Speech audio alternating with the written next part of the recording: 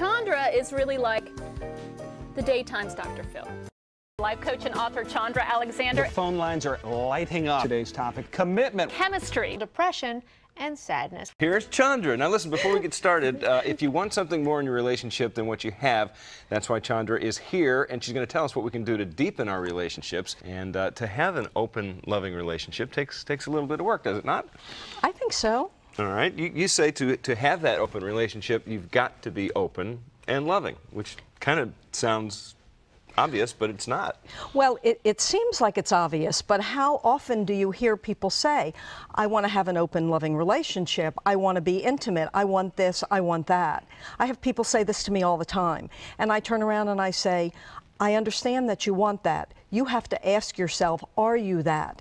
You can't have something that you're not. Depression is different than sadness. Depression results when you do not deal with your sadness. As you stuff those feelings of sadness and you don't feel them, they grow and they grow and they grow, and one day you wake up and you're depressed. Confusion points the way to a new beginning. It will not allow us to take the familiar path. Right. What we want to do when we rush a decision is the familiar path makes us feel safe. We know that. When you're in between closing one door and opening another, you're going to be confused. It's a place where you're entering unknown territory.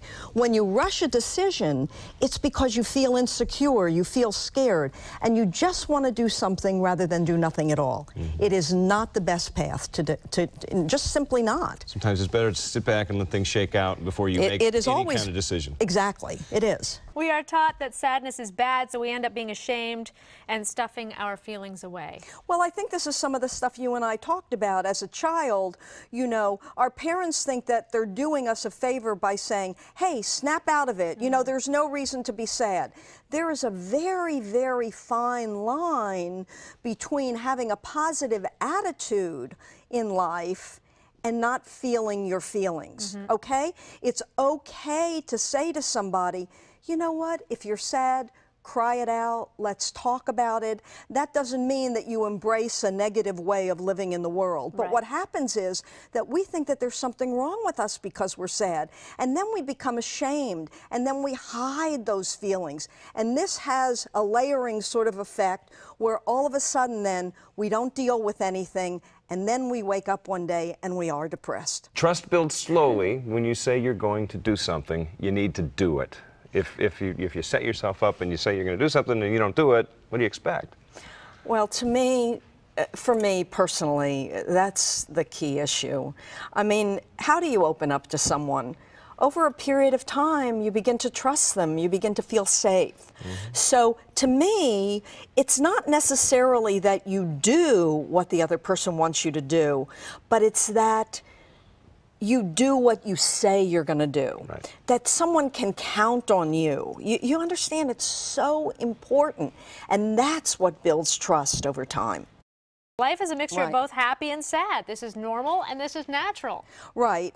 I think that what happens is that somehow along the way, we get the message that it's abnormal to be sad, that there's something wrong with being sad. Actually, when you look at a day and you look at life and you look at what it is to be human, there's as many opportunities in a day to be sad as there is to be happy. Care more about feeling right than being right. Now, people get hooked on I'm right.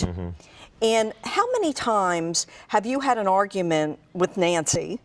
You've been right, you've proven your point, and you still don't feel very good. I do that a lot. Yeah, me too. I do that a lot. Well, all of us do. So that's about, we care more about initially being right than feeling right. You can't.